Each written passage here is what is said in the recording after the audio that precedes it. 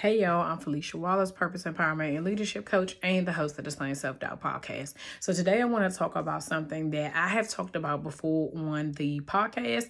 It's episodes 21 through 25. So if you have not listened to the full versions of them, I encourage you to go listen. But we are talking about imposter syndrome.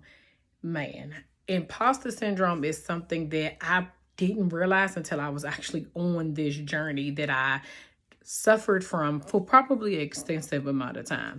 So if you've never heard of imposter syndrome, it is basically the fear of being a fraud. Like you are afraid, you are afraid that somebody is going to see your work, see what you do and be like, you are fluke, you're fake, that's not real, right? And the reality is that even if you have the qualifications, even if you've done the work, even if you have proof that your work works or whatever it is that you're doing is actually working, you still think that that's not enough. You still think it's not good enough. And so a part of this journey to slaying your self-doubt is identifying those things. One of the things that I've realized in this journey that was, which is also a characteristic of imposter syndrome, that was kind of keeping me stuck was the fear of success. I know that sounds crazy because everybody wants to be successful. Everybody wants to be a millionaire. Everybody wants all the things.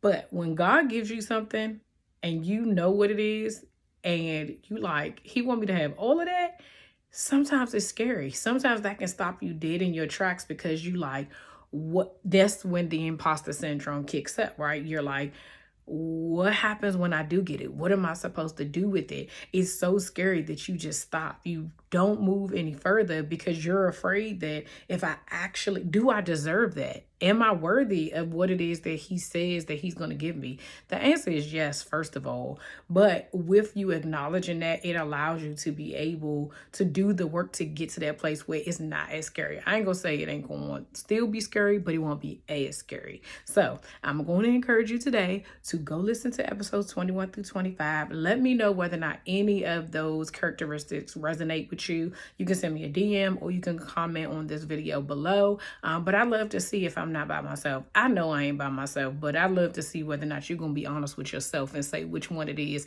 that is you. So I can't wait to see what you all say. Until tomorrow, see ya.